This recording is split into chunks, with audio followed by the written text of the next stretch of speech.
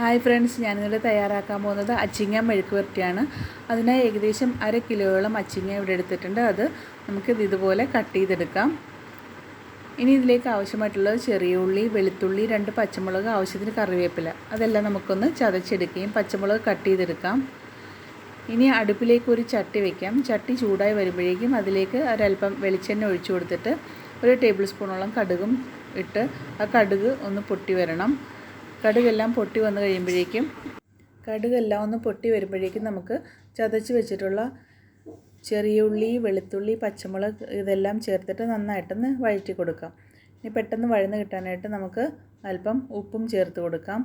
ഉപ്പ് ഓരോരുത്തരുടെ ആവശ്യത്തിനും ടേസ്റ്റിനും അനുസരിച്ചിട്ട് വേണം ഇതിലേക്ക് ചേർക്കാനായിട്ട്.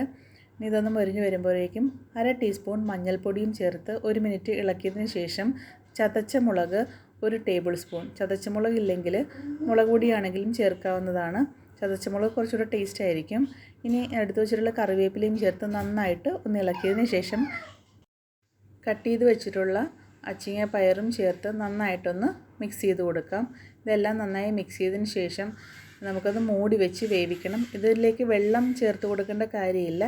ഇത് ആവിയിലിരുന്ന് തന്നെ കുറച്ച് ടൈം എടുത്തിട്ടാണെങ്കിലും അങ്ങനെ വേകുന്നതാണ് ടേസ്റ്റ്. ഇടയ്ക്കിടയ്ക്കൊന്ന് ഇളക്കി കൊടുക്കണം, അല്ലെങ്കിൽ ചിലപ്പോൾ അടിയിൽ കരിഞ്ഞു പോകാനായിട്ട് സാധ്യതയുണ്ട്. അപ്പോൾ നമുക്കൊന്ന് മൂടി വെച്ചിട്ട് ഇത് വേവിക്കാം. അപ്പോൾ കുറച്ച് ടൈം കഴിഞ്ഞിട്ടുണ്ട്. ഞാനിത് തുറന്ന് നോക്കുകയാണ്. അച്ചിങ്ങയിലെല്ലാം നന്നായിട്ട് വെന്തിട്ടുണ്ട്. അപ്പോൾ ഇതെല്ലാവരും ട്രൈ ചെയ്ത് നോക്കണം. നമുക്ക് ഇതുപോലെ തന്നെ മറ്റ് പച്ചക്കറികളൊക്കെ ചെയ്തെടുക്കാൻ പറ്റും. അപ്പോൾ എല്ലാവരും ട്രൈ ചെയ്തതിന് ശേഷം ലൈക്ക് ചെയ്യാനും ഷെയർ ചെയ്യാനും കമൻറ്റ് ചെയ്യാനും സബ്സ്ക്രൈബ് ചെയ്യാനും മറക്കല്ലേ.